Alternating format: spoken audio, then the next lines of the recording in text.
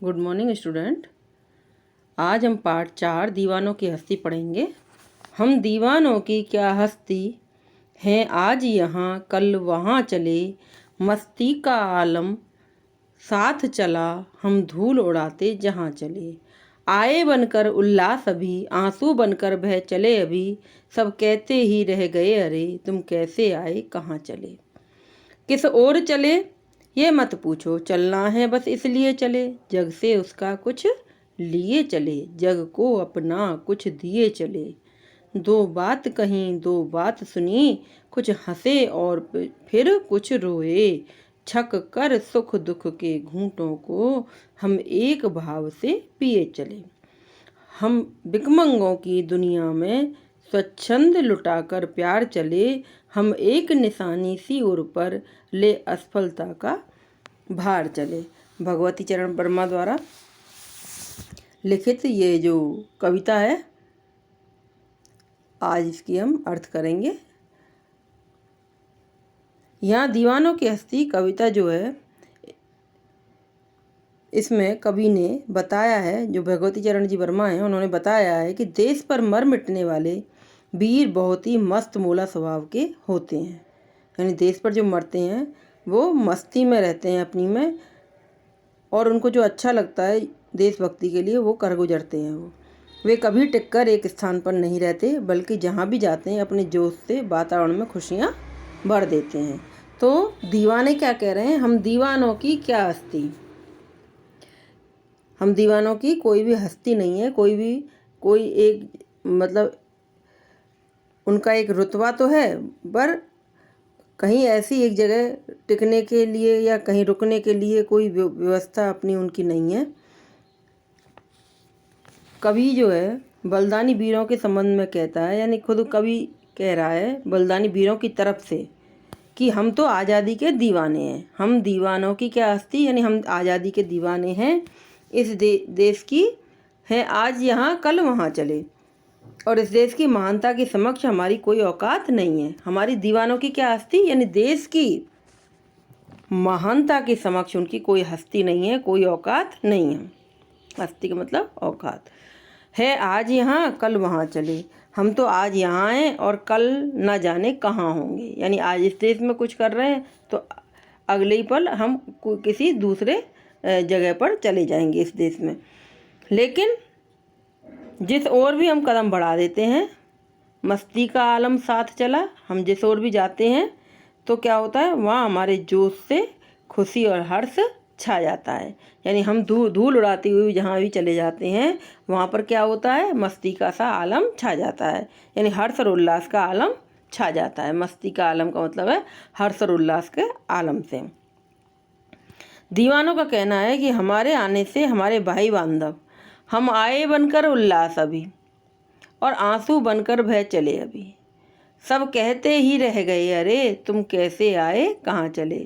यानी जो दीवाने हैं कहीं पर भी पहुंचते हैं, कहीं पर भी जाते हैं, तो जो उनके सगे संबंधी हैं, उनके भाई बंधु हैं, है ना, वो क्या करते हैं, उनके चेहरों पर उल्लास छा जाता है। आए बनकर उल्लास अभी, यानी उन सब के मन में जो उल्लास आता है कि ये लोग आ गए, खुशी के जो भावना आती है, आंसू बनकर बह चले अभी। आंसू बनकर क्यों बहने लग जाती है, क्योंकि वो तुरंत ही वहाँ से चल देते हैं। उनको कुछ पता नहीं होता कि वो कितने दिन रुकेंगे, क्या रुकेंगे, कितना समय रुकेंगे।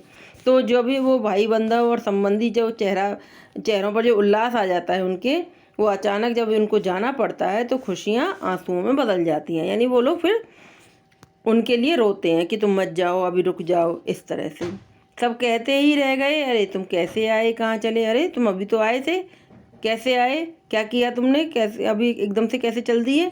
तो उस समय सभी यही कह उठते हैं कि तुम अभी तो आए थे, अभी जा रहे हो। ऐसा इसलिए होता था क्योंकि स्वतंत्रता सेनानियों को अंग्रेज सरकार कभी भी कहीं भी गिरफ्तार करने से नहीं चूकती थी, इसलिए वो एक जगह नहीं टिकते थे, और फिर सेवा करने का काम होता था तो देश की सेवा करते हुए वो आगे निकल जाते थे। अब है आपका किस ओर चले, यह मत पूछो। अब कवि कहता है कि जब वो सगे संबंधी उनसे पूछते हैं कि भाई अब तुम किस राह पर जाओगे, कौन किधर आगे बढ़ोगे, कभी हमें ज़रूरत पड़ जाए तुम्हारी तो हम तुम्हें आवाज़ दें, तो वो कह रहे हैं ऐसे मत पूछो, कि किस ओर चले। आज़ादी की राह पर बढ़ने वालों के लिए कोई राह निश्चित नहीं होती। इसलिए वो कह रहे हैं कि ये मत पूछो कि हमें कहाँ जा रहे हैं, क्यों जा रहे हैं, चलना है बस इसलिए चले कि हमें तो बढ़ते रहना है, हमें आज़ादी के मार्ग में बहुत सारे कार्य करने हैं और इसलिए हम बस चलते जा रहे हैं और इसलिए चलना है, मतलब इस राह पर चल रहा है हमें, इसलिए हम जा रहे हैं। जग से उसका कुछ लिए चले। जग में यानी संसार में, संसार के लोगों को कुछ अपनी यादें देकर यानी दिए चले, और लिए चले का मतलब यहाँ पर ये है कि अपनी यादें दी उन्होंने, यादें देकर और उनकी भावनाएं लेकर वे फिर आगे बढ़ गए। जग को अपना कुछ दिए चले, जग से अपना कुछ लिए चले। जग से उसका कुछ यानी जग से संसार से उनका कुछ लेकर यानी उनकी भावनाओं को लेकर चल दिए, और जग को अपना कुछ दिए चलेगा मतलब जग में अपनी यादें देकर जा रहे हैं और अपने कामों से उनके ऊपर छाप छोड़ कर जा रहे हैं। तो इस तरह से जो दीवाने हैं, वो देशभक्त जो हैं, वो ऐसा कह रहे हैं। दो बात कही दो बात सुनी, यानी उन लोगों की जो संसारिक लोग हैं, दीवानों ने दो बात कही, अपनी बात कही यानी और उनकी बात भी सुनी, यानी उनके मन की बात भी सुनी। यानी दीवाने जो है वो किसी प्रकार की किसी से भेदभाव नहीं रखते, इसलिए जाति पाति वर्ग संप्रदाय है ना, धर्म के नाम पर उनके मन में किसी के लिए कोई भेदभाव नहीं होता है। इसलिए वो क्या कह रहे हैं, दो बात कही दो बात सुनी, कुछ हंसे और फिर कुछ रोए। इस तरह से हमने अपनी कुछ बातें उनको कहीं और उनसे उनकी बातें सुनी। कुछ हंसे और फिर कुछ रोए। कुछ लोग तो हमें जी भरकर हमारे लिए मतलब रोने लग गए, भाई सुख दुख के अनुभवों को सहते रहे हैं, हमने तुम्हारे साथ में बहुत समय बिताया है। तो इस तरह से कुछ लोग तो हंसी हंसी कर विदा कर देते हैं उनको, चलो कोई नहीं आप दोबारा आना, और कुछ लोग रोने भी लग जाते हैं। भावनात्मक लगाव रखने वाले लोग उनके साथ रोने लग जाते हैं। छक्कड़ सुख दुख के घूंटों को हम एक भाव से पिए चले। और कवि कह रहा है दीवानों की तरफ से, जब उसके सामने सुख और दुख हैं तो सभी को समान भाव से देखते हुए, अर्थात सुख और दुख दोनों को समान मानते हुए वो इस संसार में कार्य करते चले।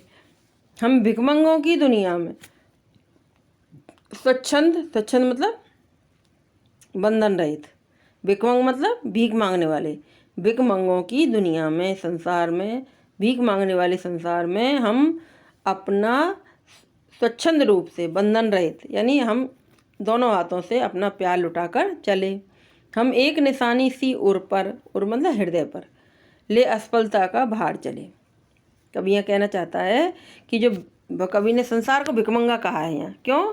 क्योंकि संसार का स्वभाव है कि वे हमेशा दूसरों से कुछ ना कुछ प्राप्त करना चाहते हैं, मतलब दूसरों से लेना ही चाहता है संसार, किसी को कुछ देने की उनकी इतनी मन नहीं होता है। तो जब लेना ही चाहते हैं तो इसलिए संसार को कवि ने भिखमंगा कह दिया। तो कुछ प्राप्त करना चाहते हैं, वे हमेशा दूसरों से कुछ ना कुछ प्राप्त करना चाहता है संसार। इसलिए कवि क्या कह रहा है कि किसी को कुछ देना उनके स्वभाव में नहीं है, संसार के स्वभाव में किसी को कुछ देना नहीं है। तो बलिदानी लोग क्या करें, बलिदानी वीर सभी को समान रूप से अपना प्रेम लुटाते हैं, इसलिए उनके हृदय पर एक असफलता की निशानी है। हम एक निशानी सी ओर पर यानी अपने हृदय पर एक निशानी लेकर जा रहे हैं, यानी एक चिन्ह लेकर जा रहे हैं असफलता का। ले असफलता का भार चले, बोझ उठाकर भार उठाकर जा रहे हैं कि अत्यधिक प्रयत्न करने के बावजूद भी, यानी बहुत अधिक कोशिश करने के बावजूद भी वे स्वाधीनता प्राप्त नहीं कर सके। तो इस तरह से कवि कहना चाह रहा है कि इसीलिए वो भार सा अपने हृदय पर लेकर जा रहे हैं। यहाँ पर बलिदानी वीर, अब ये पूरी कविता का सारांश ये है रहा बच्चों कि जो बलिदानी वीर हैं वो किसी के भी साथ कभी भी किसी भी प्रकार का भेदभाव नहीं करते हैं, अर्थात जाति वर्ग संप्रदाय व धर्म के नाम पर उनके मन में किसी के लिए कोई भेदभाव नहीं होता है। वे तो यही चाहते हैं कि उनके बाद भी इस देश के रहने वाले सभी जो निवासी हैं वो प्रसन्न रहें, खुश रहें, आबाद रहें। उनकी इच्छा, किनकी इच्छा?